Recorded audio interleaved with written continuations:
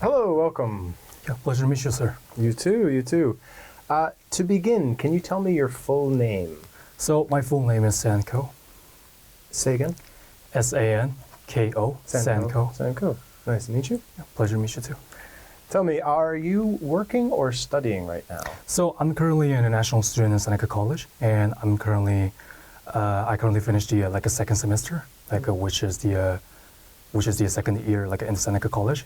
So I currently finished the fourth semester and I'm only 1 year ahead before the graduation actually. Okay, so good. it's actually 1 year left before the graduation. Oh, where is Seneca College? So Seneca College is actually located outward of the Toronto, which is actually way far from the downtown. So although it's actually not that famous among Canadians, however, it's actually renowned for the arts and the technology and even some sort of engineer, as far as I know. Good.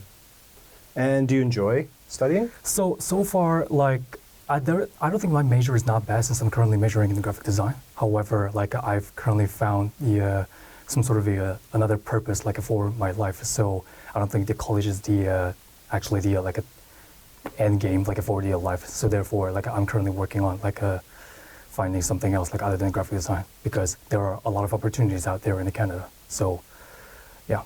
Cool. And what do you enjoy doing in your free time? So I currently work out.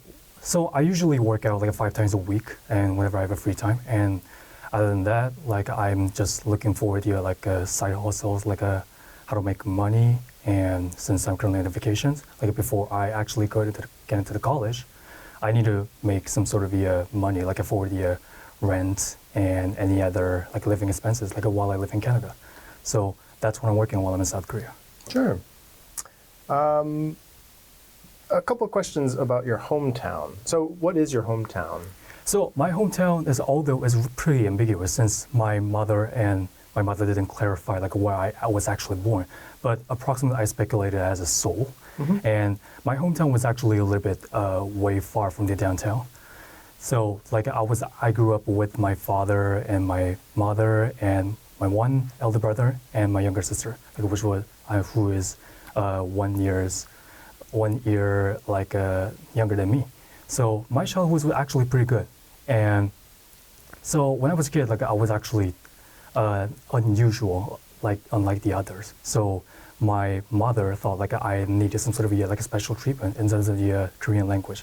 So one time I had to receive some sort of a special treatment from the kindergarten teachers, to make sure I can speak Korean properly. Although I was born in South Korea, my mother she just sensed the some sort of a difficulty I had when I was a kid in terms of speaking Korean.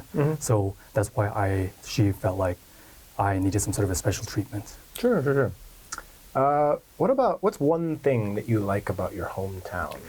So although I do not remember at all at this point in my hometown, but the only thing I can remember is that it was peaceful, unlike the other downtown or suburbans in either South Korea or anywhere. So I think my life was pretty peaceful, and every time I just walk around in the home area, I saw some nature animals big dogs and birds and even magpie, which is the traditional typical birds in South Korea. So I think that was the only thing I enjoyed in my childhood. It was peaceful and it was related to nature, and that's what I enjoyed while I was there. Good. Now, just a couple of questions about weekends. What do you usually do on the weekend? So on the weekend, apart from the Saturday, which I also go to the gym, for the workout. Other than that, on the weekend, I don't think of the weekend as some sort of a rest day. In other words, although I'm on my vacation, I'm just still working on finding ways to make money online, while using my English proficiency and any other skills. So on the weekend, I either study or find a way to make money online, through the Google research and anything. So on the weekend, I just find something interesting, when it comes to making money or any other stuff.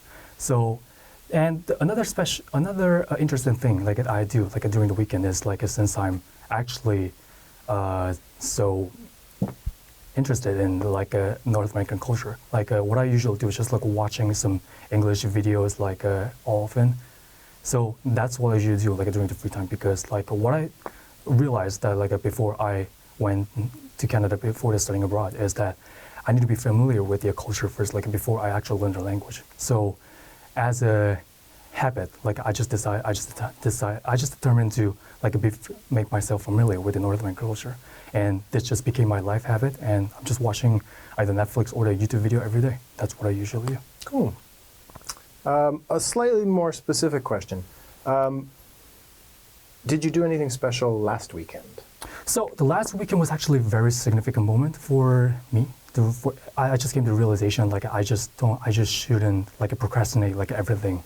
So during the last week, like it was actually frustrating moments like for me to like what to do. It was really hard for me to figure out. However, like I finally came to the realization that I cannot procrastinate like a task any longer, and I should do something like rather than just think about it. So what I determined to do was like I decided to like wake up early, like although I'm still struggling with it, and just decided to like read some books about the self-improvement, which is the book topic related to some self-improvement. Not only that, but like, about the money and the wealth and everything. So I just determined to like view like my life as some sort of a challenge instead of the like some sort of a impasse I supposed to face. So therefore, like at the last week, I just bought a book and I just started like reading it like every day, like even if it's like less than a 10 page, like it's actually important to like set up the like habits, like so I can do that one every day. Like it's related to the discipline rather than just like procrastinating things like for like 10 or 20 days. So I think that's some sort of like a milestone that happened like during the last weekend. Okay, good. Very good.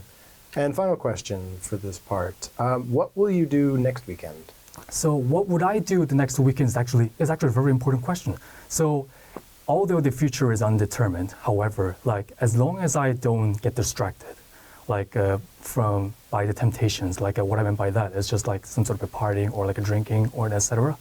As long as I don't get distracted by those amusement, like I would just like to do the same things over and over again. Let's just like reading the books and go to the gym, everything related to the discipline, because it is actually important to like make myself familiar with the discipline. So with that, like I can just achieve anything, because actually like everything like which seems difficult, it actually like came from the discipline first, because the motivation is the wrong word. Like if you want to start something at the beginning, like everyone would think like a motivation would be the most important thing when it comes to beginning things. It's actually wrong, because just like a discipline, like you gotta do it. You gotta do that every single day, regardless of how you feel. So next week, perhaps I may get distracted a little bit by watching a YouTube video for a long time. But other than that, I think I'll just like focus on like what I usually do. Okay, sounds good. Sounds good. Okay, that would be the end of part one. Yeah. So for part two, we'll have one question, and you'll have a minute to prepare and take notes, and then 2 minutes to answer. So here's a paper and a pencil. You can make as many notes as you'd like, and you can refer to this as you're giving your answer. Okay, that's a minute, and you can start whenever you're ready. Expensive activity. So actually, that's it would be a little bit hilarious, like if I just say that the expensive activity I usually enjoy is the gym session. So the reason I said it's expensive is because so when it comes to the gym, like it actually takes a lot of supplements and even a discipline and even like food consumptions in terms of the great workout. The reason I mentioned that is because like when it comes to like building a body shape, like it doesn't matter whether I'm a man or a woman.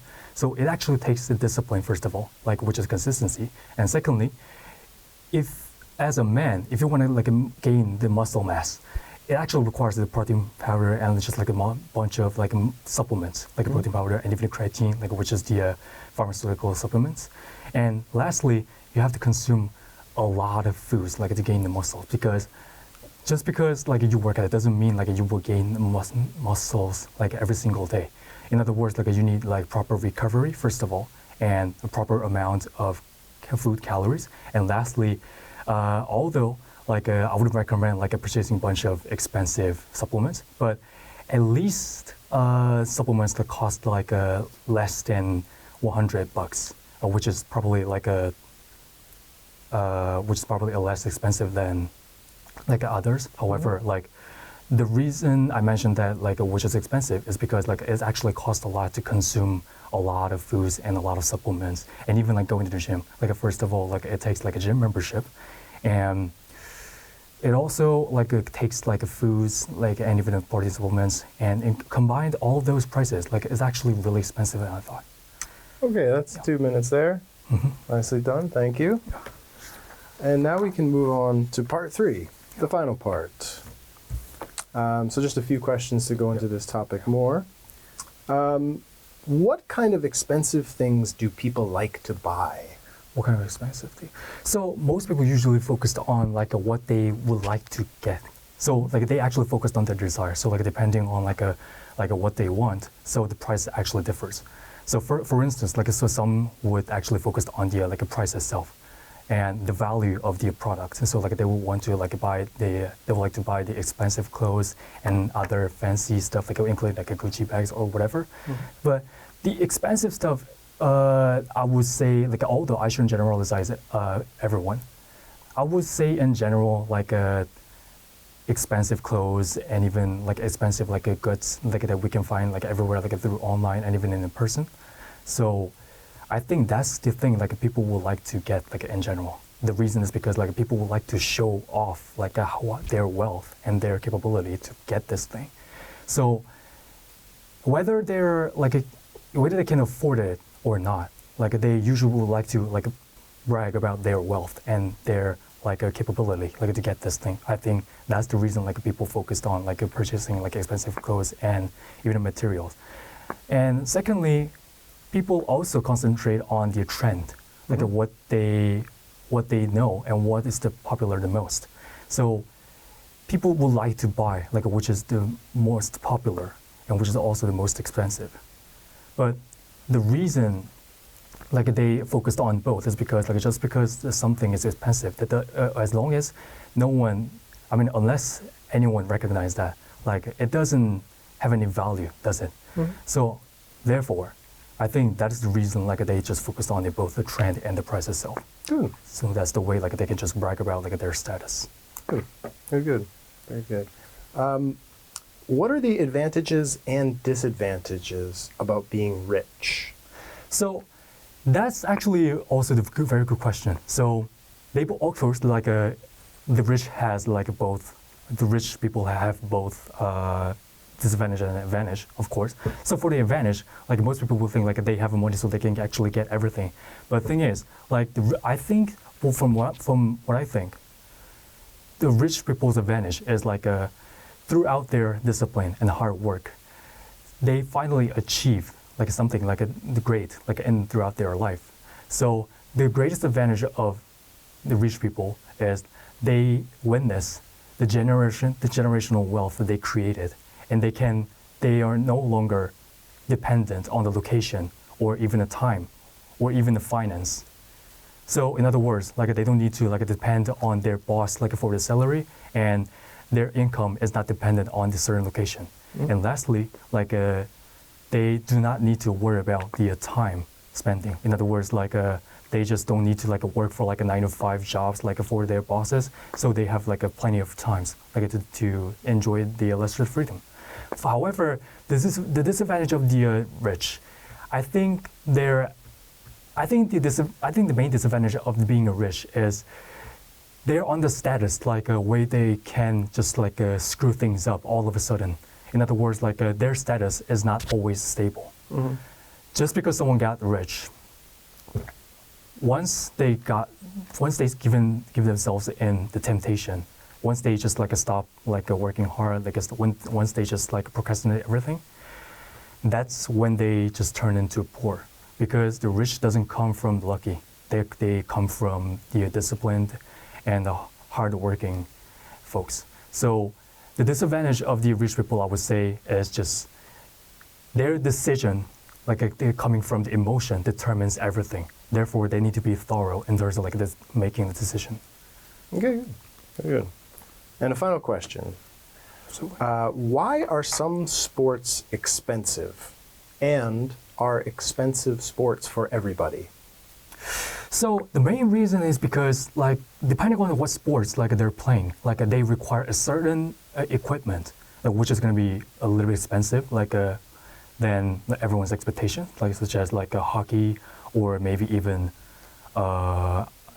just like, since I mentioned the hockey, like maybe even the hockey and the ice hockey, and so unlike the basketball and the soccer, like which only requires their like shoes and the ball. Like there are certain type of sports like which requires loads amount of equipment, such as like not only a hockey but like a bobsleigh and the sledge and maybe even like a horse riding. So I think that depends on the like what sports they do. Mm. So thus like I think like depending on like what they use, like that's just like differs the expenses, because like for instance like for the horse riding, like they just need to like take good care of the horse first of all, which is very important. And secondly, like they just need to like train like a horse rider like every single day, like for him or her to tame the horse like well, like for them to like actually like participate in the competition. So it requires a lot of budget first of all, and secondly it requires the just like I mentioned, like it takes time like to train the horse like in a certain period. So I think that's why like it's expensive. Like some sports are expensive, like, depending on like what they do. Mm-hmm. Good. All right, nicely done. Yeah, thank you very much. We've made it to the end. And now we can do a little bit of feedback. Yeah, sure. So, as you probably know, the IELTS exam is scored on 4 categories. One of them is fluency and coherence. Mm-hmm. One of them is pronunciation. Mm-hmm. And then there's vocabulary or lexical resource, and the range and accuracy, and the range and accuracy of grammar. If we take a look at some of these categories, that was a very strong test, and you're very confident and strong speaker, so this is mostly good news. In terms of fluency and coherence, you're very fluent. And in fact, if anything, maybe too fluent. It's actually my pleasure. Yeah. But an idea to improve a little bit would actually be to slow down just a little bit. Oh, yeah. Because a part of fluency is coherence, and absolutely, if the words are coming too fast, sometimes they can come out in the wrong order. There can be minor mistakes, and it can be hard to see the connection between the parts. So if anything, a little too fluent, I would say. Slower. A little bit slower does helps your listener, and it helps you form your ideas clearly and as precisely as you'd like to. Yes. Your pronunciation is very natural, native-like, so there's really not anything to say there.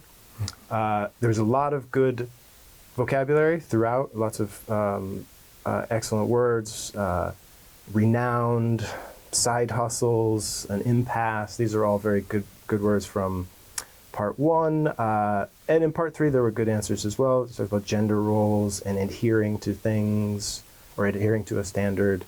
On the contrary is a good phrase. Generational wealth. These are all the advanced vocabulary that you want to be using in an exam like this. And then in terms of grammar, there's a great range of structures, complex subordinate clauses, relative clauses, and really only a few minor slip-ups here and there. And I think this kind of links back to the speed somehow. If you get going too fast, it can be hard to control sometimes. So there were small things like in part 3, I think you said loads of amounts of something, which is really just a doubling up. Loads of and amounts of, a doubling up of something. And in part 1, there was I think when you mentioned where your college was, you said it was outward of Toronto. Oh, yeah. I think I said the wrong words. Maybe the wrong word. It was outside of Toronto. Outside of Toronto, or on the outskirts of Toronto. Yeah, outskirts. Yeah, and that's outskirts. what I tried to remember, but I just didn't recall, so I had to say something else. And there were 1 or 2 other places where you had a very minor error, maybe with singular or plural, but you corrected it right away. Yeah. Those are the types of things that would probably go away at a slightly slower speed. Yeah, absolutely. And so the only other point, probably outside of these 4 categories specifically, Yes. is your answers might have been a little bit long. So if you were taking this test again, shortening a little bit to have more like a cohesive paragraph. Yeah. Don't get going too fast, because if you do, sometimes you can get lost. And and as you're doing that, that helps you as you slow down, you stay on topic a little bit more. But overall, really strong. I would estimate your score today at around 8.0, which is very good. And a lot of this is not really language learning, but practicing the test. Absolutely. And the process to become more comfortable. Yeah, So, thanks for coming in. It was really nice to meet you. It was actually an honor to come here. All right. And I'm just not perfect, and it was actually my pleasure to just take this test again. Like I just wanted to test my proficiency, to see whether I just improved my proficiency throughout the college works. And I think you're doing it. I think it paid off. Yeah, I think you're doing Although it. I'm not perfect, and there are still some things I need to fix. For instance, just speaking slower. Yeah. Really good job. Nice to meet you. Yeah, it was actually a great advice. Yeah, thank you. Thank you. Have a good day. Yeah, you too. Thanks.